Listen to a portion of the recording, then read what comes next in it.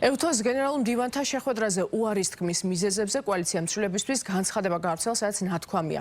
ევთოს გენერალური მდივანი შეხვდა არალეგიტიმური ხელისუფლების წარმომადგენლებს და არც ერთი სიტყვით არ შეხებია ქვეყანაში არსებულ კრიზისს, რაც რეჟიმის მხრიდან რუსული პროპაგანდის სტილში უკვე გამოიყენება მათი ანტიდემოკრატიული, ანტიდასავლური ქმედებების ლეგიტიმაციისთვის. ეს ყოფილი ხდება მაშინ, როდესაც ევთო ოდრის ოფიციალური დასკვნით 26 ოქტომბრის არჩევნებზე დაფიქსირებულმა დარღვევებმა ძირი გამოუთხრა საზოგადოების ნდობას პროცესისადმი. სწორედ ამიტომ ჩვენ უარი ვთქვით აღნიშნულ პროცესში მონაწილეობაზე, რადგან მიგვაჩნია, რომ რეჟიმის დამარცხებისა და ქართველი ხალხის ისტორიული მიზნის მიღწევისთვის მნიშვნელოვანია სიცხადე და თანმიმდევრულობა აცხადებს კოალიცია ცვლილებისთვის. გადაწყვეტილებას აფასებენ მმართველ გუნდში. ევთოს გენერალური მდივანი ორი დღეა იმყოფება საქართველოში და მის ოფიციალურ პროგრამაში არ იყო გათვალისწინებული შეხვედრა არც ოპოზიციურ ლიდერებთან, არც არასამთავრობო სექტორთან და მით უმეტეს არც პატიმრების ოჯახის წევრებთან, რომლებიც დემოკრატიის დაცვის წინახაზეთ განან.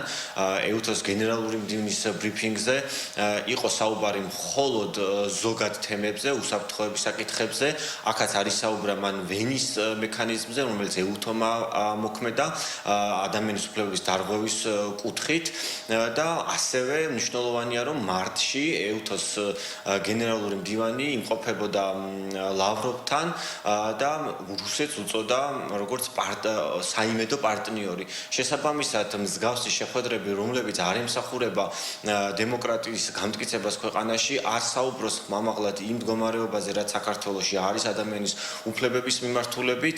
ჩვენი პოზიცია არის ცალსახაა, რომ ასეთი შეხვედრები მხოლოდ ხელს უწყობს ქართული ოცნების ეგრეთ წოდებული ლეგიტიმაციის მოპოვებას. არავითარი კავშირი არ აქვს ევთოს გენერალურ მდივნის ვიზიტს საქართველოში ქართული ოცნების არჩეული ლეგიტიმური ხელისუფლების ლეგიტიმაციასთან. მართალია ეს, იმიტომ რომ ერთადერთი ლეგიტიმაცია, რომელიც ხელისუფლებას, არჩეულ ხელისუფლებას სჭირდება და ანიჭებს, ეს არის ყოველდღიურად ქართული ხალხი. ვიზიტები საერთაშორისო ორგანიზაციების წარმომადგენლების მხრიდან, ჩვენი ხელისუფლების წარმომადგენლების ვიზიტები არაერთ სხვადასხვა ქვეყანაში ჩვენ პარტნიორთან ურთიერთობები, რა თქმა უნდა, მიმართული არის იმისაკენ, რომ ჩვენი ქვეყნის ინტერესები ფართოდ იყოს გაშლილი საერთაშორისო ასპარეზზე. კოლექტიურ ნაწმუძრაობას, რა თქმა უნდა, ეს ყველაფერი არ მოეწონებოდა და ექნებოდა და აქვთ მცდელობები, რომ იგივე გააკეთოს, რაც გააკეთეს მაგალითად ქალბატონ პია გაუმასთან დაკავშირებით,